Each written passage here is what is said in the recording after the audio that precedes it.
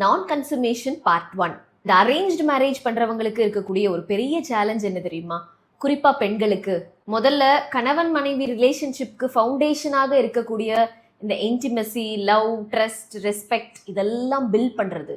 அடுத்தது இன்லாஸ், அந்த family members, அந்த வீட்டோட பழக்க வழக்கங்கள் இதெல்லாம் என்னன்னு தெரிஞ்சுக்கிட்டு அதை ஃபாலோ பண்றது.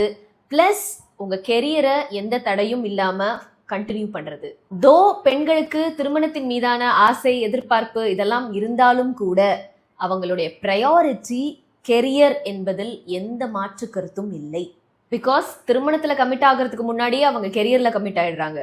ஸோ அரேஞ்ச்டு மேரேஜ்ல கணவருடனான பாண்டிங்கை, ரிலேஷன்ஷிப்பை ஆஃப்டர் மேரேஜ் பார்த்துக்கலாம். 2 பேரும் ஒருவரை ஒருவர் புரிஞ்சுக்க நிறைய டைம் கிடைக்கும்னு நம்புறாங்க. பட் அரேஞ்ச்டு மேரேஜ்ல ரியாலிட்டி என்னவாக இருக்குன்னா, இங்க 2 பேருக்குள்ள லவ், இன்ட்ரெஸ்ட், புரிதல் இதெல்லாம் பிளாசம் ஆகிறதுக்குள்ளேயே கல்யாணக்கடன், இன்லாஸோட கருத்து வேறுபாடு, ஆபீஸ், வீட்டு வேலை, குழந்தைன்னு இப்படி 1000 சிக்கல்கள், இடையூறுகள். இதுல எங்க இருந்து கணவனை புரிஞ்சுக்கிட்டு லவ் பண்ணி இருவரும் ஒருவராக வாழ்வது? சரி, அப்ப இந்த மத்த சிக்கலை எல்லாம் ஒதுக்கி ஓரமா வச்சிடலாமான்னு பார்த்தா முடியாது. பிகாஸ் நம்ம சிக்கல்னு நினைக்கிற மற்ற விஷயங்கள் எல்லாமே இட்ஸ் பார்ட் ஆஃப் அவர் லைஃப். அதையும் சேர்த்தே தான் கொண்டு போக வேண்டியிருக்கு. இதற்கிடையில் பெண்களுக்கு அவங்க வேலையில அப்ரைசல், ஹைக், ஆன்சைட், அவங்க பெற்றோர்கள், உடன் பிறந்தோர்கள் இதையும் வேற கெட்டியா புடிச்சுக்கணும். இதுல இருந்து என்ன தெரியுது? இத்தனை காலமாக ஆண்கள் சந்தித்த எல்லா பிரச்சனைகளும், சவால்களும், இன்னும் சொல்லணும்னா அதைவிட கூடுதல் சவால்களை சந்திக்க வேண்டிய நிலை. அப்போ கணவன் மனைவிக்குள் love, trust, mutual respect, friendship இதெல்லாம் ஒரே நாள்ல ஏர்ன் பண்ணக்கூடிய விஷயம் இல்ல. அதனாலதான் சொல்றேன், அரேஞ்ச்டு மேரேஜை பொறுத்தவரை இருவருக்கும் ஒருவர் மீது ஒருவர் குறைந்தபட்சம் இன்ட்ரெஸ்டாவது இருந்தால் மட்டும்தான் உங்களால மற்ற எல்லா சவால்களையும் எதிர்கொள்ள முடியும்.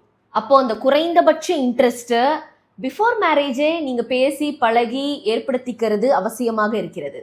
பட் இது மாதிரி எந்த எஃபர்ட்டும் போடாம எல்லாம் ஆஃப்டர் மேரேஜ் பார்த்துக்கலாம்னு இருக்கிறது கேர்லெஸ்னஸ். திருமணத்துக்கு பிறகு எனக்கு டைம் வேணும், எனக்கு இன்னும் ட்ரஸ்ட் வரல, ஸோ என்னால தாம்பத்திய வாழ்க்கையில ஈடுபட முடியாதுன்னு சொல்றது உங்க பார்ட்னரை பெரிய ஏமாற்றத்திற்குள் தள்ளும். ஸோ ஒரு கணவனும் மனைவியும் தாம்பத்திய வாழ்க்கையில் ஈடுபடுவதற்கு நீங்க எதிர்பார்க்கிற அந்த 100% ட்ரஸ்ட், பியோர் லவ் இதெல்லாம் தேவையே இல்லை. இதெல்லாம் எப்போ தேவைப்படுதுன்னா, உங்க ரிலேஷன்ஷிப்பை லாங் லாஸ்டிங்கா எடுத்துட்டு போகும்போது நீங்க எதிர்பார்க்கிற இந்த பியூரஸ்ட் லவ், 100% ட்ரஸ்ட் இதெல்லாம் இல்லாம அது சாத்தியம் இல்லை. ஸோ எல்லாத்தையும் ஆஃப்டர் மேரேஜ் பார்த்துக்கலாம் அப்படின்னு கேர்லெஸ்ஸா இருக்காதீங்க. பிகாஸ் ஆஃப்டர் மேரேஜ் உங்களுக்கு மல்டிபிள் சேலஞ்சஸ் இருக்கு. அண்ட் உங்க 2 பேருக்குள்ள புரிதல் ஏற்படுவதற்காக நீங்கள் ஒதுக்கும் நேரமும் குறைவு. லவ் மேரேஜ்ல இந்த பிரச்சனையெல்லாம் கிடையாது. பிகாஸ் அவங்களுக்குள்ள இந்த லவ், ட்ரஸ்ட், மியூச்சுவல் ரெஸ்பெக்ட் இதெல்லாம் ஆல்ரெடி பில்ட் பண்ணது தான். ஸோ அரேஞ்ச்டு மேரேஜ் பண்றவங்க திருமணத்திற்கு பிறகு நீங்கள் எதிர்கொள்ள வேண்டிய சவால்களையும் நினைவில் கொண்டு உங்க என்கேஜ்மெண்ட்டுக்கும் மேரேஜுக்குமான அந்த பீரியடை யூட்டிலைஸ் பண்ணிக்கோங்க. நீங்க நினைக்கிற மாதிரி 3 மாசத்துல 6 மாசத்துல எல்லாம் யாரும் யாரையும் தெரிஞ்சுக்க முடியாது. அட்லீஸ்ட் அந்த ஷார்ட் பீரியட்ல ஒருவருக்குள் ஒருவர் மீது இன்ட்ரெஸ்டையாவது வளர்த்து கொள்ளுங்கள். பிகாஸ் லவ், ட்ரஸ்ட் இதெல்லாம் 3 மாசம் 6 மாச பழக்கத்துல பில்ட் பண்ற விஷயமே இல்லை. நீங்க வாழ்க்கையில எதிர்கொள்ளவிருக்கும் சூழ்நிலைகளும் சந்தர்ப்பங்களும் தான் அதை தீர்மானிக்க போகிறது. ஃபார் எக்ஸாம்பிள், இந்த அப்ஜெக்டிவ் டைப் குவெஸ்டின்ஸ்க்கு ஆன்சர் பண்றது ஈஸியா தான் தெரியும். பிகாஸ் ஃப்ளூக்ல இங்கி பிங்கி பாங்கி போட்டு ஆன்சர் பண்ணா கூட பாதிக்கு ஆன்சர் பண்ணிடலாம். 10ல் ஒரு 2-3 கரெக்டா இருக்கும். பட் அதை வச்சு நீங்க எக்ஸாம்ஸ்க்கு ப்ரிப்பேர்டா வந்திருக்கீங்க, உங்களுக்கு எல்லாம் தெரியும்ன்ற கன்க்ளூஷனுக்கு வர முடியுமா? ஸோ புரிதல் before marriage will be like objective questions. So real understanding towards each அதர்ங்கிறது எக்ஸ்பிளைன் ஒரு 20 மார்க் கேள்வியை கொடுத்து அதுக்கு பக்கமா விளக்கம் எழுதுற மாதிரியான ஒரு விஷயம். அதுக்கு நீங்க என்டையர் சாப்டரை ரீட் பண்ணாதான் ஏதோ கொஞ்சமாவது எழுத முடியும். ஸோ நீங்க எதிர்பார்க்கிற அந்த 100% லவ், ட்ரஸ்ட், ஃப்ரெண்ட்ஷிப், ப்ரையாரிட்டி இதெல்லாம் யூபிஎஸ்சி எக்ஸாம் ப்ரிப்பரேஷன் மாதிரி. அதுக்கு நீங்க போட வேண்டிய எஃபர்ட் அதிகம். எல்லாராலையும் யூபிஎஸ்சி கிளியர் பண்ண முடியாது, எல்லாராலையும் அது மாதிரி எஃபர்ட் போடவும் முடியாது.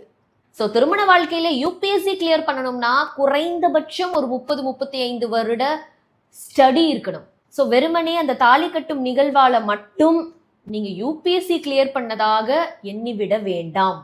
So marriage ceremony is just like any other degree which gives you minimum eligibility. நீங்க மேரேஜ்ன்ற பேர்ல சும்மா ஒரு பெட்டி கடையை ஓபன் பண்ணி வச்சுட்டு நான் கலெக்டர் மாதிரி சைரன் வச்சு வண்டியில போகணும்னு எதிர்பார்க்கிறது கனவுல மட்டும்தான் நடக்கும். வாழ்க்கையில ஒரு முறையாவது வெற்றியை ருசிச்சு பாத்துருங்க. அதுக்கப்புறம் எத்தனை தோல்விகள் வந்தாலும் நம்மளால சமாளிக்க முடியும். உடனே வெற்றி என்பது ஏதோ கண்ணு கெட்டாத விஷயம்னு நினைச்சிடக்கூடாது. சின்ன சின்ன விஷயங்களையும் அனுபவிச்சு ரசிச்சு வாழ்றதுதான் பெரிய வெற்றியே. இன்னைக்கு நீங்க கணவன் மனைவி 2 பேரும் சேர்ந்து ஒரு கோயிலுக்கு போக வாய்ப்பு கிடைச்சதுன்னா அந்த மொமெண்ட்டை என்ஜாய் பண்ணுங்க. அதை விட்டுட்டு இன்ஸ்டால யாரோ ஒரு கப்பல் பாலிக்கு ட்ரிப் போயிட்டு வந்ததை வச்சுக்கிட்டு நாமளும் ஃபாரின் ட்ரிப் போயிட்டு வந்தா தான் சந்தோஷமா இருக்க முடியும்னு நினைச்சா நீங்க உங்களுக்கான வாழ்க்கையை வாழவே முடியாது. பக்கத்துல இருக்கிற கோயிலுக்கு கூட உங்க 2 பேரால சிரிச்சிட்டு சந்தோஷமா போயிட்டு வர முடியாதப்போ ஃபாரின் ட்ரிப் போயிட்டு வந்தா மட்டும் அன்பு பெருக்கெடுத்து ஓடிடுமா? நன்றி.